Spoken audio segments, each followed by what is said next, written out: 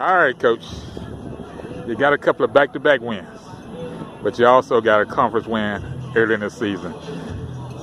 What's the tempo around the campus right now? Oh, I think everybody's really excited. For us, 2 weeks ago to get a really good win against another major conference threat in Mercy, South Dakota, and within FCS football. And I think that was huge for us. It has a lot of national interest and implications. I think they're coming back and having to flip that switch and get into conference play where really the intensity increases.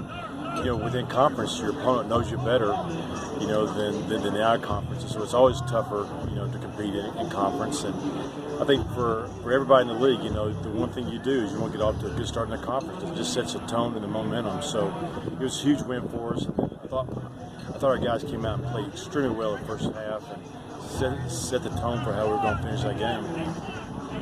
How easier was it to go in at halftime and just tell the fellas, look, let's stay the course, stay calm, we still got 30 more minutes to go, let's finish the ball game?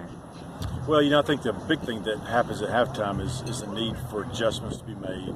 And that's really whether you're down or whether you're ahead. We were ahead 24-0, which is a great score to obviously be ahead, but you got to do a good job. You're coaching and you're making the necessary changes you need in order to come out and play well. And I really thought offensively we came out in the third quarter and played pretty well. Defensively, they completed some balls and got a couple scores on us. But I think we settled down and really came back. And all in all, I was really happy how we played this ball game. 2 weeks in a row, you've had Garcia to make a Player of the Week. What does that say about the special teams right now? Well, I think there are a couple of things. I think the fact that I think we're developing players. I think we're recruiting good players, and but all good players that you recruit have to be developed. And I think we're doing a good job in the weight room. I think we're doing a good job as coaches teaching fundamentals.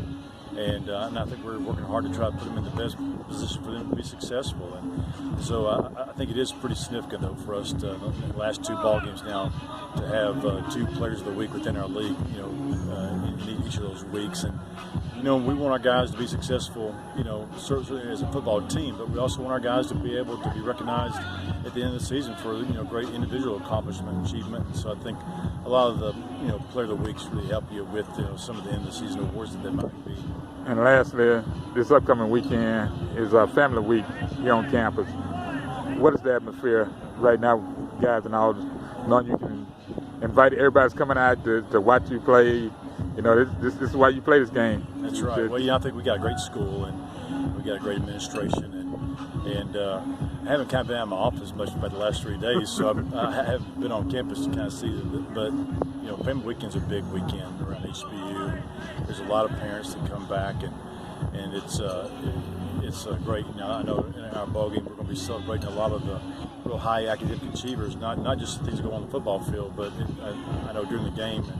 At halftime, we're going to recognize, several hundred students that are on Dean's List and things like that, where a lot of accomplishments, both athletically and academically, have been recognized. So it's a great weekend, and it's good for the parents to come back and see, where they spend all that hard-earned money for. All right, Coach. With that, we can close this out. Reintroduce yourself. Hey, I'm Vic Shealy, head football coach at HBU. Go Dogs. This is Jerry Lee Whitley Jr., the College Sports Report, signing off.